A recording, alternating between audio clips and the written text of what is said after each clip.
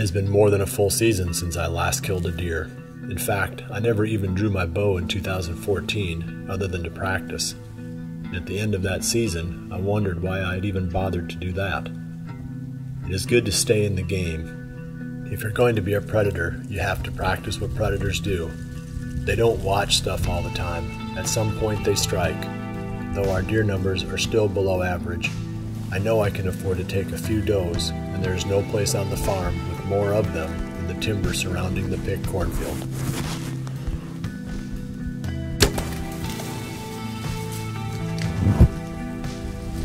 I've seen a lot of does this morning, so I figured we could take one of them out.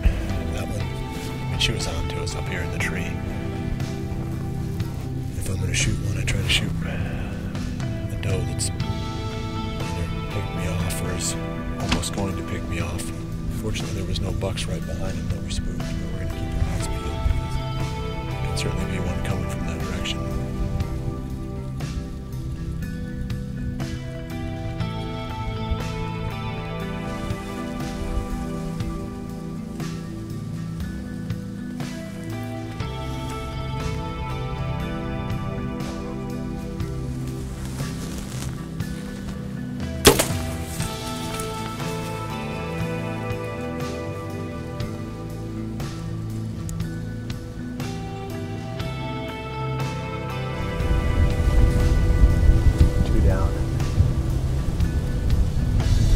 As long as I gotta come in here and get that one, I might as well fill 2 tags and grab 2 of them at the same time.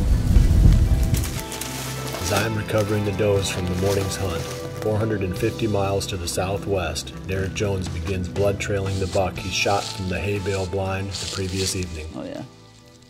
Well, it's the morning after, and after watching that footage last night, we decided it'd be better to come in the morning. And we're right here, not 10 yards from where I shot him. We finally picked up some blood right here in the plot. We know he headed through this crossing right here. The last time I saw him was right behind this big cedar tree. We're gonna follow this blood in there. You know, he staggered quite a bit, so we're pretty confident he's dead. But just being that far back and that high, we just didn't want to chance it. So we're just gonna pick up blood here and follow him back in there.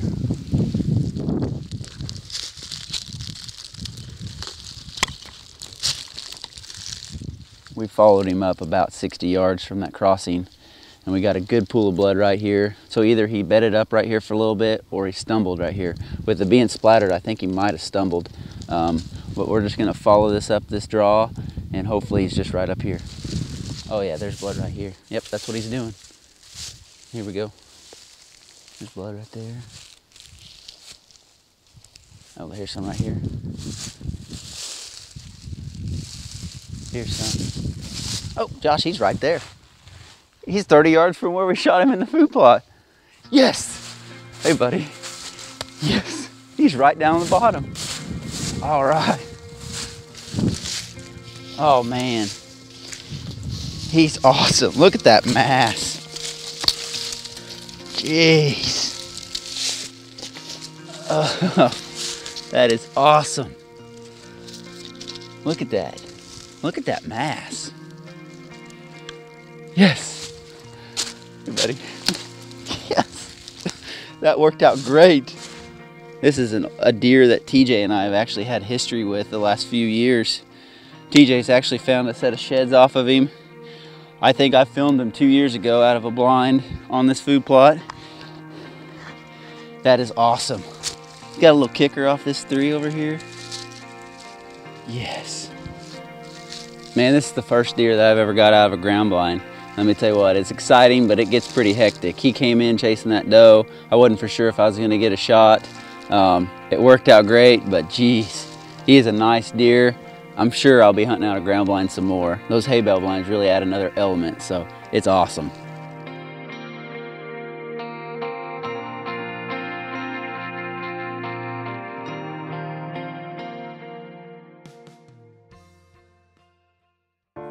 Usually you don't pull your knife out until you've got something on the ground, so it's an exciting piece of gear that we overlook a lot in the process of selecting the items that we carry into the field. Cabela's makes the Alaskan Guide Series Vanguard knife, which is ideal for gutting deer and then processing them yourself after the hunt. Having multiple mature does within bow range is the ultimate test for a camouflage pattern. On this hunt, my Realtree Extra kept me and my cameraman hidden from the prying eyes of this family group of does. By the end of the hunt, I was able to get off 2 close-range shots. Autumn Quick Plot is a very popular blend that works well when planted in late summer. But this allows us to still get a food plot in the ground by planting late August all the way through mid-September. So it grows fast, germinates quickly, and creates a lot of browse, a lot of tonnage in a short amount of time. Back on the public land in Iowa, Greg Clements is trailing the buck he shot deep in the timber the day before. Unlike Derek's recovery, Greg's search is proving to be far more difficult. Well, it's getting pretty late in the morning here, and we haven't made it very far. We found pretty good blood from the tree down to the creek where he jumped across, and then we found his first bed. There was pretty good blood in there. Pretty dark blood, so it tells me we're dealing with a liver hit. Again, we talked about the arrow glancing back instead of going straight through. And from the bed, the blood trail has basically dried up.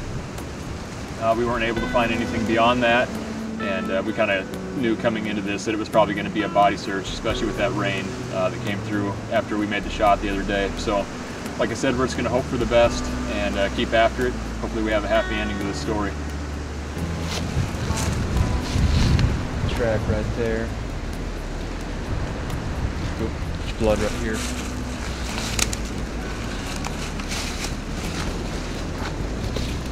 All right, so we're about 30 yards down the trail from where we left off, and found a little bit of blood. We've also noticed some deep tracks going through here too, so I'm sure they're his. So now we've kind of got an indication of which way he's headed. Hopefully we keep finding some blood, but this is encouraging. Now we can keep on going.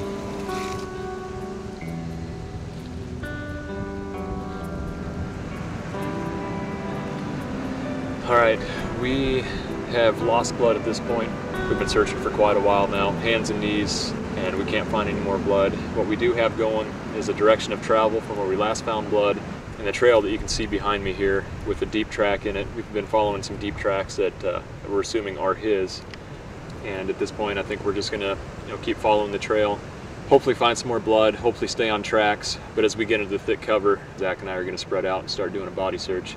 Again, I feel like the shot should be lethal. It's just a matter of finding the deer.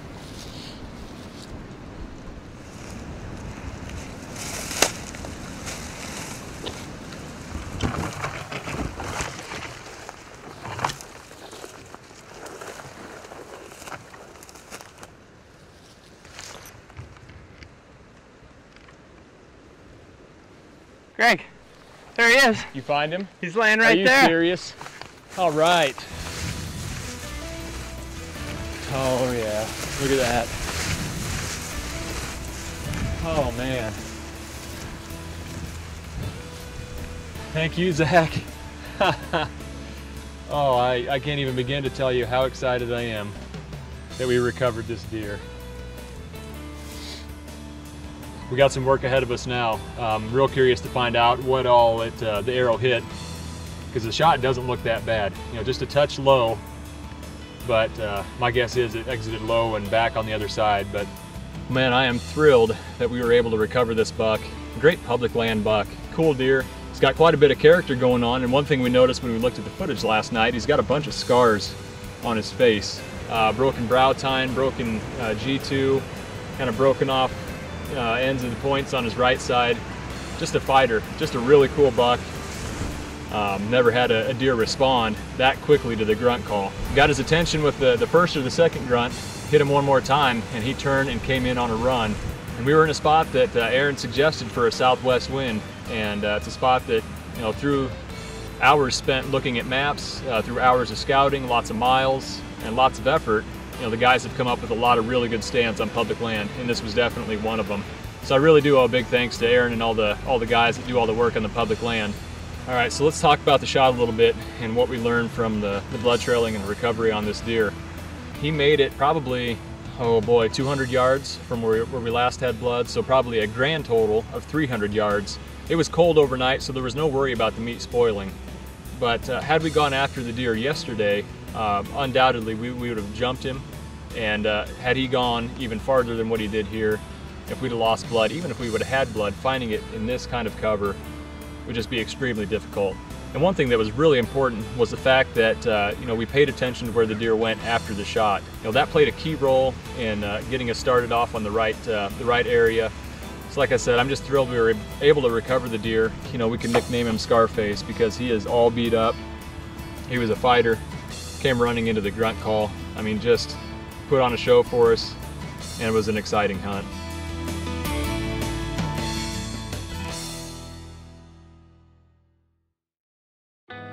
To save money on tree stands for hunting public land, we use the Muddy Vantage stands and pack them in each time.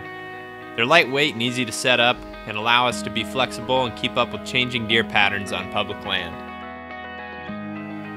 I've been shooting Hoyt bows almost exclusively since 1995 or 6, I believe. And one of the main reasons is the fact that Hoyt has its roots in the target bow side of the industry. So that emphasis is carried over even as they've become more and more aggressive and their hunting bows have picked up a lot of speed. Accuracy is still #1 at Hoyt. Ground blinds can be really hard to hunt for a bow hunter because your selection of possible shooting windows can be limited. That's not the case with the redneck, and that's one of the main reasons that I really love these blinds. These vertical corner windows are perfect for bow hunting. You can take a long shot or a close shot without any worry about the arrow hitting the edge of the blind. The Ozonics HR300 has 2 different fan settings. The high setting is perfect for tree stands because you have a lot of open air around you that your scent can float into. In ground blinds, when you're in an enclosed area, you don't have as much open air, so you can switch the unit over to the low setting because you don't need as much ozone to cover up that scent. Derek and Greg are at a high point on the rut roller coaster, and the 2 does I shot that morning bolstered my confidence as well. For the afternoon hunt, I'm going back after the no-name 10, if he is even still alive. For this afternoon's hunt, I'm going back to the open gate. It's a spot that I've hunted quite a few times this season. Back the 29th of October, I had that encounter with a really nice 10-pointer back there, and since then, I can't get it out of my head that that deer might come back through there again. He has not the times that we've been there, but there's always that hope that he will. And if it's not him, maybe some other mature buck has moved into that area. The wind is really howling tonight. I don't know if you can hear it, but I'd say we're pushing 25-mile-per-hour sustained winds with gusts probably into the 30s. And it's supposed to drop down to sustained winds in the high teens before the day is over with. So our little tree is going to be whipping, but should be able to sneak in there without the deer hearing us, that's for sure. And I do think that given a choice between a windy day or a dead calm day, I would rather have a windy day. So I'm not going to complain about it. I am looking forward to seeing what comes out there other than a few does. That's about what we've been seeing the last few times in. 3-4 does and a couple of young bucks. And we've got to see if there's something better coming out there this evening.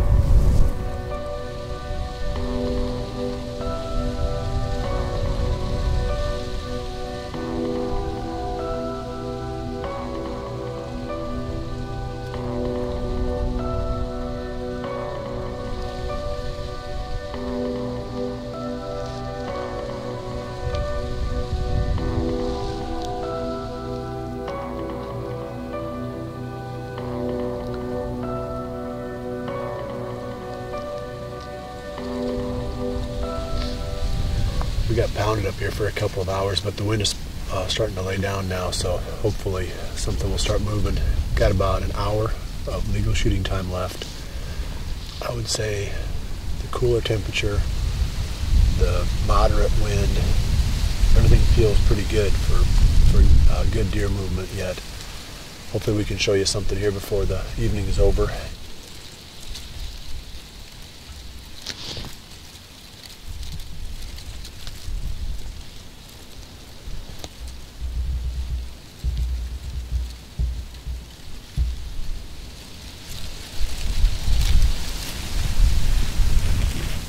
There's one behind us.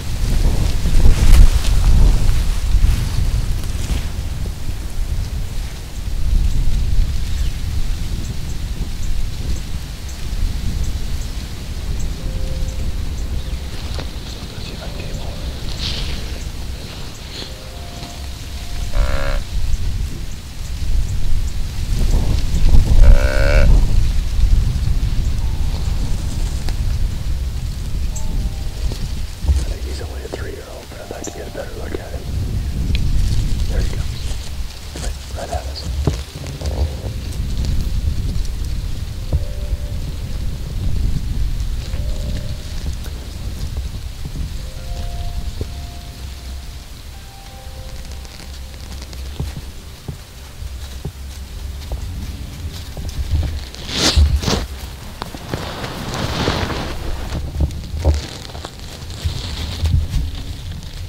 That's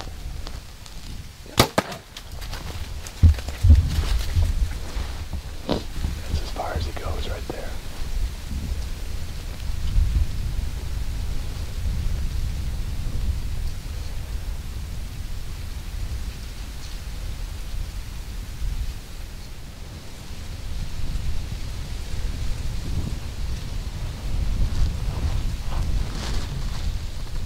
Oh, he's still asleep.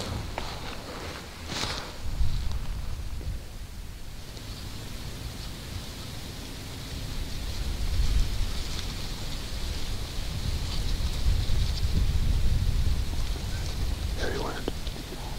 Yeah, he went down. That's a tough buck right there. He was walking along the fence, and I grunted him over here because I wasn't quite sure, how old that buck was. I thought that, possibly he could be a 4-year-old deer. When he was coming across the field, I convinced myself that he was. I'm not sure if he's a 4-year-old or a 3-year-old, but I went ahead and made the shot. It was an easy little 20-yard shot right down here, and I don't know why that buck didn't go right down. He went out in the field here and stood for a while, and I shot him again. He just went down into the brush, and he went down. So pretty exciting to get a buck down after a couple of years of trying. Not the biggest deer in the woods for sure, but this year we just haven't seen a lot of large mature bucks, so I'm happy to be able to get after anything here. The open hook design of my Scott Silverhorn allowed me to hook the loop quickly and easily while the buck made a beeline for my stand. There's a lot that goes through my mind as I prepare to take a shot at a mature buck, but there's one thing I never have to worry about, and that is the performance of my Scott release.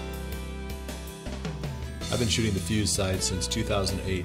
Pins are super bright, extremely well protected and durable. I've never had a pin break, even though I drag my bow through all kinds of brush, and I can't say that about some of the inferior sights I've used over the years. Fuse sights are bright, durable, and accurate, and there's not a whole lot more I can ask for from a sight. Trophy rocks are good for deer and create the perfect place to get summer trail camera photos. I like to place mine on stones or on stumps, which keeps it from sitting in a pool of water and extends the life of the trophy rock. The Muddy ProCam 10 is a very affordable camera that's ideal for people who don't need a fast trigger time on their cameras. And this might be a situation where you've got the camera set up over a water hole, over a mineral lick, even over a bait site, where the deer aren't necessarily moving, where you have to catch them as they're moving through an opening. But you can take advantage of the lower priced unit in situations where you don't have to capture a moving deer. Just got down from the tree, and I'm going to go up on top here and see if I can find that arrow quick. And then I saw the buck. He's dead over there. Before I climbed down, I watched him for a while, and he hasn't moved, and his head's down on the ground, so he's done. So I'm going to round up my arrows if I can find them both, and then we'll go take a look at this buck. There he is right here.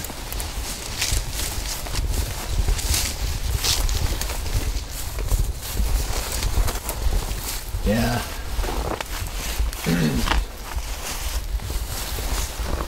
Yeah, that's a nice one. He's nice and wide. He's got big long brows. Pretty decent mass.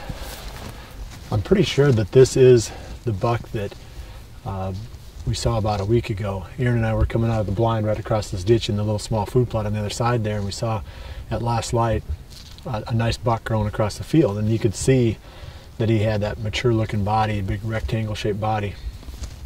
I bet it was this buck. So that's pretty cool. He's living right in this area. Yeah, I'm proud of this one. It's been a tough season. There aren't a lot of mature deer on the farm this year, so I haven't had a lot to pick from. So it's kind of nice to finally get a chance to put my tag on something here. He was definitely out cruising by himself. When you heard that grunt call, he came right across that field. So that was pretty cool. I've called in. Boy, I wonder how many bucks I've called in my life. More than half of the bucks I've killed, I bet I've called in. Just with that basic grunt. Nothing fancy, just get their attention. Give them something to home in on. If they're in the right mood, they're heading your way right away. That's what this guy did.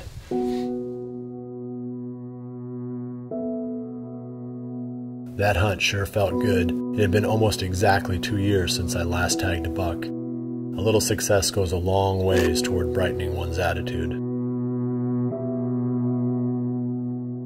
With nearly everyone tagged out, it was finally my turn. Now, only Jared and Mike remain.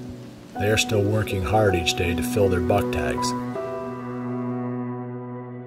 I will keep hunting, but without the drive that accompanied the previous weeks. As a landowner, I have another tag for the rut, so although I may be a bit more relaxed, I am not finished chasing November.